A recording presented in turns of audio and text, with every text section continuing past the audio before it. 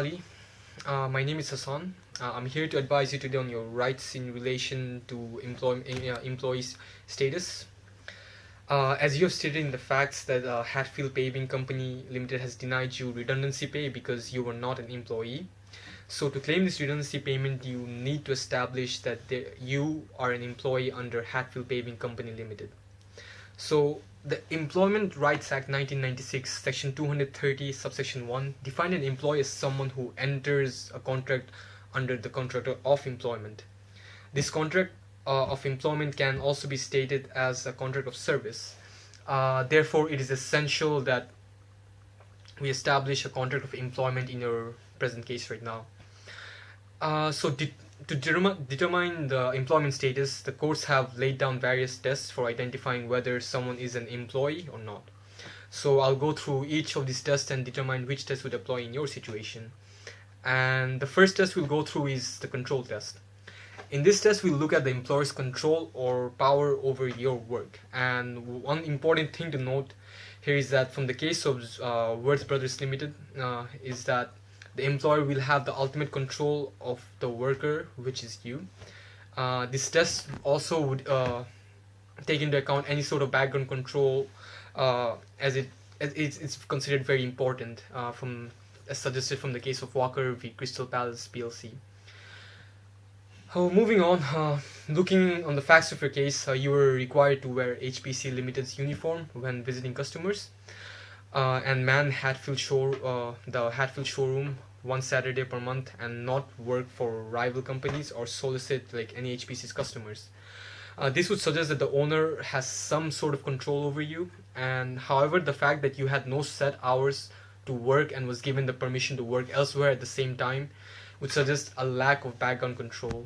Such gaps in control, it might negate this test.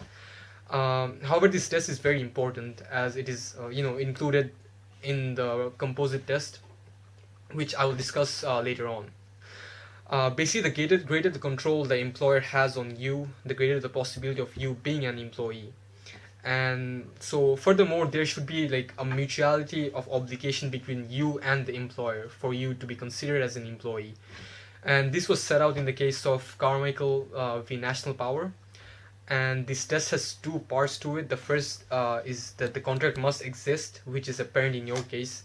And basically the second point states that there should be some mutual obligation to offer and accept the work, which you obviously did. However, your flexible working hours, it might be at issue, as this was not agreed upon you and your employer. So another test that is used to determine the employee status is the integration test. From Stevenson, Jordan, and Harrison v. McDonald's and Evans, it was held that the individual was working under a contract of services if his work was an integral part of the business. So to give you a clear understanding of this principle, I'll refer you to Lord Denning's statement from Stevenson's case. He stated that a ship's master, chauffeur, and reporter of a newspaper are all employed under a contract of service. But a ship's pilot, a taximan, and a newspaper contributor are under a contract for services. Basically, the first examples are integral, and the latter one are basically considered to be like an accessory to the company. In your case, the fact that you had a uniform and you had to man HPC's showroom one Saturday every month would indicate that you have a contract of services, and which would therefore indicate like you are an employee. However, the fact that you were a salesman and you had to visit your customers would be considered a contract for services. So, in my opinion, it's pretty clear that you had both contract for services and contract of services, and the latter would suggest that you were an employee for HPC Limited. So moving on, the next test I will discuss is the economic reality test, and I'll refer you to the case of Market Investigations v Ministers of Social Security for this test. Basically, in this case, Cook J stated that the fundamental test to be applied is whether the person performing the services is in the business on his own account. If yes, then the contract for services and will not be an employee anymore. So it is clear that you would perform all the tasks and the company would ask you to do it. However, the fact that you pay your own taxes and national insurance and reward the customers who would refer you to others, this might suggest that yeah, the economic reality test is evident. However, I must say that this test is not inclusive. So, moving along, the next test I'll discuss with you is the composite test, as set out in the case of Ready Mix Concrete v Ministry of Pensions and National Insurance. So this is the current test, which is basically composed of three different criteria. The first criteria is regarding personal service, as seen from the case of McFlurn and Glasgow City Council, where it states that the person doing the work must do it themselves. As I understand, you have done all the work yourself in this matter.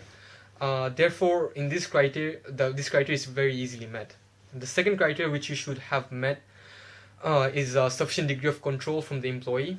As discussed earlier, based on the facts, it is pretty clear that there is some degree of control. However, in some instances, for example, you getting to work at other places may seem like you have some degree of freedom, but it is pretty apparent to me that there is still some restriction, as not working for the competitor and soliciting HPC's customers. And the final criteria requires provisions of the contract to be consistent with the contract of service, and this is apparent as you have done nothing other than that which the contract asked of you. So, putting on all these facts together, I can say that there is a possibility that you may be considered as an employee, although there are some things such as your flexible working hours and giving gifts to your customers which may be at issue. But I think there is a high chance that you might be considered as an employee. I hope this helped you somewhat clear the issue, and if there's anything more you'd like to ask, please feel free to let me know. And thank you.